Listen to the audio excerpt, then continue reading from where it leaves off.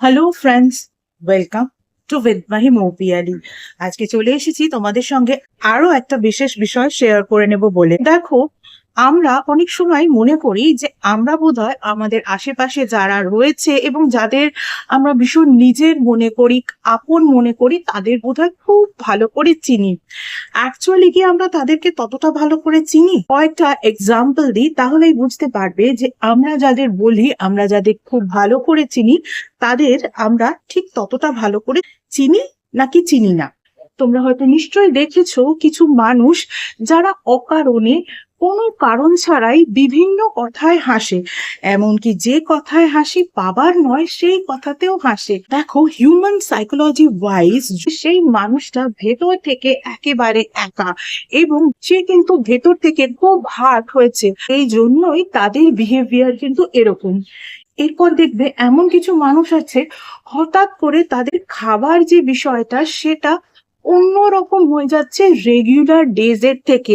মানে হয়তো তারা খুব তাড়াতাড়ি খাচ্ছে, বা খাবার সময় মুখ নিচু করে খাচ্ছে, বা খাবার সময় এদিক ওদিক কোনো দিকে তাকাচ্ছে না। তার এক্সপ্রেশন দেখে এটা মনে হবে যে আশেপাশে যদি কেউ তাকে খেতে দেখে নেয়, তার বোধহয় খুব প্রবলেম হয়ে যাবে। এরকম ভাবে যেন সেই নিজেকে সকলের মধ্যে ওপেন অবস্থাতেও খাবার সময় লুকোনোর চেষ্টা করছে। আসলে এই ধরনের মানুষগুলো না সেই সময় খুব টেন্সড, অর্থাৎ সেই সময় তারা হয়তো কোনো রকম কোনো টেনশনের মধ্যে আছে। টেনশনের ফলে তাদের খাবার সময় এই বিহেভিয়ারাল চেঞ্জ দেখা যাচ্ছে। এবারে দেখবে এমন কিছু মানুষ আছে যারা রাত্রে খুব তাড়াতাড়ি ঘুমোয় আর সকালে অনেক দেরিতে ঘুম থেকে ওঠে। এবারে অনেক সময় ওয়ার্কিং সেক্টর এমন হয়, তখন মানুষকে কিন্তু নর্মাল টাইমের থেকে একটু অন্য সময় ঘুম থেকে উঠতেই হয়। কিন্তু এই যে মানুষগুলো, এদের কিন্তু অ্যাজ সাচ সেরকম কোনো ওয়ার্ক নেই, কারণ তারা আজকালকার দিনে নর্মালি মানুষ যে সময় ঘুমোয় তার থেকে বেশ কিছু সময় আগে ঘুমিয়ে পড়ে, এবং নর্মালি মানুষ সকালবেলা যে সময় ঘুম থেকে ওঠে তার থেকে বেশ অনেকটা সময় পরে তারা ঘুম থেকে ওঠে। এই ধরনের মানুষগুলো না অ্যাকচুয়ালি ভেতর থেকে ভীষণ স্যাড, আর এই ধরনের মানুষগুলো পৃথিবীকে ফেস করতে চায় না। এরা ভাবে যে অন্যান্য মানুষকে যদি ফেস করতে হয়, আবার নতুন করে যদি স্যাডনেস আসে, ফলত এদের মধ্যে কিন্তু এইরকম একটা বিষয় কাজ করে। এবারে কিছু কিছু মানুষ দেখবে যারা খুব ছোট ছোট বিষয়, মানে যে বিষয় কান্নার কথা নয়, মানে একটা ম্যাচুয়ার্ড এজের পরে তো নয়, সেই রকম ছোট ছোট বিষয়েও তাদের চোখ থেকে জল পড়ে, বা তারা যখন অন্যের উপর কোনো একটা কারণে চিৎকার করতে বাধ্য হয়েছে বলে চিৎকার করছে, তাদের চোখ থেকে যদি জল পড়ে, তখন বুঝবে এই ধরনের মানুষগুলোর থেকে সৎ মানুষ কিন্তু পৃথিবীতে খুব কমই আছে। তারা কিন্তু সত্যি সত্যি ভীষণ সৎ মানুষ। এরপর কিছু মানুষ আছে দেখবে যাদের কখনোই কান্না বলে জিনিসটা আসে না, অর্থাৎ খুব দুঃখের পরিস্থিতি বা এমন একটা জায়গায় তারা পৌঁছেছে, সেই এনভায়রনমেন্টটাই ভীষণ দুঃখের, সেখানে হয়তো সবাই কাঁদছে, বা এমন একটা পরিস্থিতি তার সঙ্গে ঘটেছে সেখানে কিন্তু তার কান্নারই কথা, অথচ সে কাঁদছে না। এই ধরনের মানুষগুলো কেমন? তোমরা নিশ্চয়ই বলবে এরা খুব স্ট্রং মানুষ। অ্যাকচুয়ালি এরা স্ট্রং নয়, এদের অবস্থাটা হচ্ছে এরা বাইরে একটা এরকম স্ট্রং আবরণ তৈরি করে রেখেছে, কিন্তু ভেতর থেকে এরা ভীষণ নরম মনের মানুষ, একেবারে নারকেলের মতো।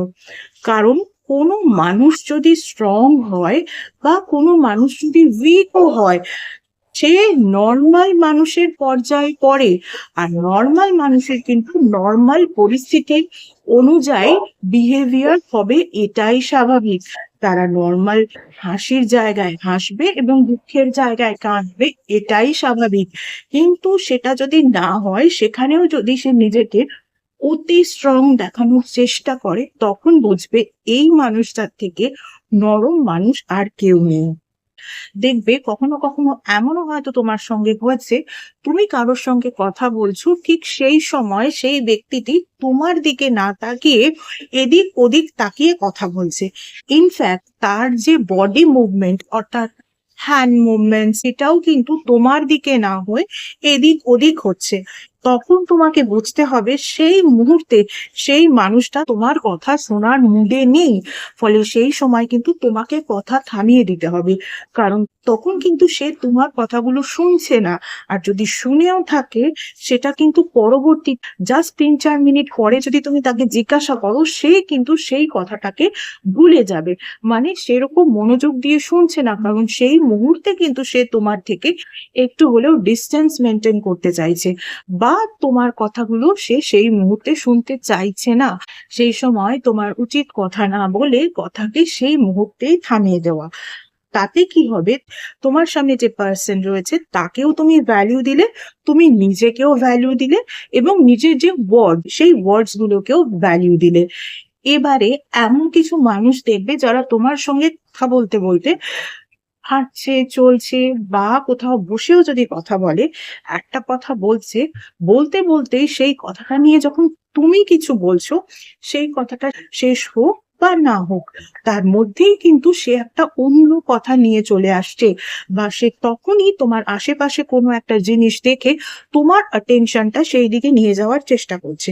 তখনই বুঝবে এই ধরনের মানুষগুলো কিন্তু অ্যাকচুয়ালি মাল্টিপল থিঙ্কার। মানে একই সময় কিন্তু এরা অনেক কিছু ভাবতে চেষ্টা করছে, বা একই সঙ্গে কিন্তু এদের মাথায় অনেকগুলো জিনিস ঘুরছে। মানে যেগুলো সে করে এসছে, বা যেগুলো সে করবে, বা যেগুলো সে করতে যাবে, সবগুলোকে একসঙ্গে তালগোল পাকিয়ে কিন্তু মাথায় নিয়ে সেই মুহূর্তে বসে আছে, এবং যার ফলে তোমার কথার গুরুত্ব তো তার কাছে নেই। ইনফ্যাক্ট সে নিজে যে তোমার সঙ্গে যে কথাগুলো বলছে, সেই কথাগুলোরও কিন্তু অ্যাজ সাচ কোনো গুরুত্ব নেই। সেটা সে জানেও না, বোঝেও না। এবং এই ধরনের মানুষগুলোকে যদি তুমি কোনো রকম দায়িত্বপূর্ণ কাজকর্ম দিয়ে থাকো, তাহলে দেখবে তারা কিন্তু সেই কাজকর্ম তালগোল পাকিয়েই ছাড়বে। কারণ মাল্টিপল থিঙ্কাররা কিন্তু সব সময় মাল্টিপল জিনিসই ভাবে, আর আমাদের হিউম্যান ব্রেন একটা সময় কিন্তু একটাই কাজকে ভালোভাবে সম্পন্ন করতে পারে। আর সেই রকম মাল্টিপল থিঙ্কারদের দিয়ে যদি তুমি কোনো কাজ করাও, তাহলে বুঝবে সেই কাজটা কিন্তু পন্ড হওয়ার চান্সেসই 100% না হলেও 99.9% তো বটেই। সেই জন্যে এই ধরনের মানুষদের দিয়ে কোনো রকম কোনো গুরুত্বপূর্ণ কাজ কিন্তু করাবে না। আর এই ধরনের মানুষ সারা জীবনই প্রায় এই রকম সাইকোলজিক্যাল একটা ডিসঅর্ডার নিয়ে থাকে। তারা কিন্তু অলওয়েজ এই ধরনের মাল্টিপল থিঙ্কিং করতেই থাকে। ফলে তাদের জন্য কিন্তু আবার ঠিক সেই রকম একটা সাপোর্ট দরকার হয়, তাদেরকে যিনি সমস্ত কাজে সাহায্য করবে। ফলে এই ধরনের মানুষ যদি তোমার আশেপাশে থাকে, তাকে দিয়ে কিন্তু কোনো ইম্পর্টেন্ট কাজ করানোর কথা তুমি মনেই করবে না। তুমি হয়তো সেই মুহূর্তে করতে পারছো না কোনো একটা কাজ, কিন্তু তোমাকে করতেই হবে। আর আশেপাশে যদি এই ধরনের মানুষ ছাড়া আর অন্য কোনো মানুষ সেই মুহূর্তে না থাকে কোনো কাজ করে দেওয়ার জন্য, তবু তুমি চেষ্টা করবে। তোমার কাজটা যদি 2 দিন পরে হয়, হোক, তাও ভালো, কিন্তু এই ধরনের মানুষকে দিয়ে কোনো কাজ কিন্তু করাবে না।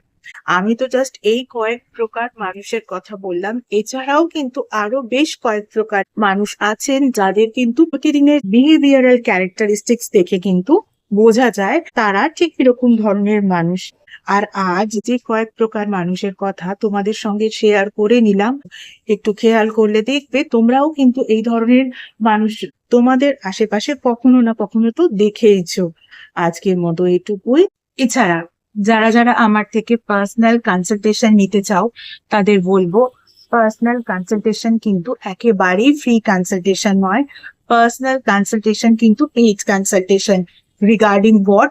Regarding numerology, vastu, tarot reading, tarot healing, crystal healing, healing with reiki, healing with meditation, healing with law of attraction, astrology, palmistry, সনাতন ধর্মীয় পদ্ধতিতে স্পেল কাস্টিং, সনাতন ধর্মীয় পদ্ধতিতে মোজো ব্যাগ, এবং এমন কিছু স্পেশাল রেমেডিস যেগুলো তোমাদের ওভারঅল ডিটেলস চেক করার পরেই দেওয়া যায়, এভাবে জেনারেলি দেওয়া যায় না, ইত্যাদি বিষয় আমার থেকে কনসালটেশন নিতে হলে কিন্তু স্ক্রিনে যে ইমেল আইডিটা দেখতে পাচ্ছ, সেই ইমেল আইডিতে মেল করো তোমাদের অ্যাপয়েন্টমেন্ট বুক করার জন্য।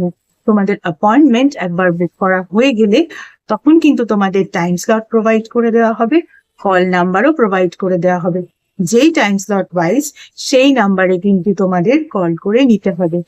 তোমরা যেভাবে আমার ফেসবুক পেজটাকে লাইক, ফলো, শেয়ার করেছো, আমার পেজে তোমাদের বন্ধুদেরকে ইনভাইট করে নিয়েছো, তাদের বন্ধুদেরকেও ইনভাইট করে নিতে বলেছো, ঠিক একই রকম ভাবে আমার ইউটিউব চ্যানেলটাকেও কিন্তু সাবস্ক্রাইব করতে হবে, পাশে থাকা বেল আইকনটাকে ক্লিক করতে হবে এবং তোমাদের বন্ধুদেরও বলতে হবে তারাও যেন আমার ইউটিউব চ্যানেলটাকে সাবস্ক্রাইব করে নেয়।